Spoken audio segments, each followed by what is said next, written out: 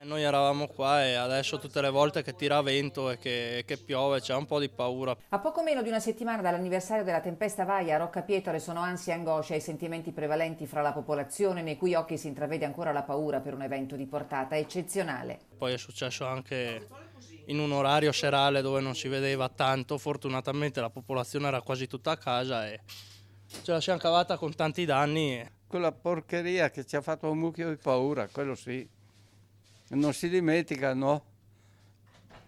Mi ha spaccato la macchina, il tetto e non ha pagato niente a nessuno. È stata quella notte che è stata un po' dura e il giorno dopo, il primo momento, non si sapeva come procedere, dopo viene da sé quello che bisogna fare, insomma, uno fa e basta. Quando c'è vento ha paura? Ho paura sì perché una cosa così non succedeva mica da tanto. Stiamo arrivando quasi all'anniversario adesso e ogni volta che anche questi giorni qua che il tempo è insomma brutto giù in Liguria ci viene una sorta di ansia anche a noi, è vero? Cosa È vuoi? rimasta paura.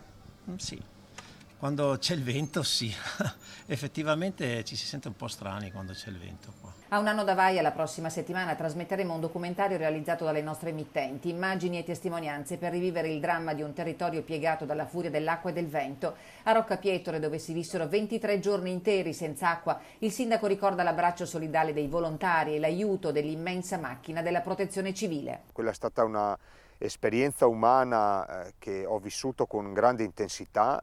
Ho conosciuto persone davvero splendide. Ha mai pianto in quei giorni?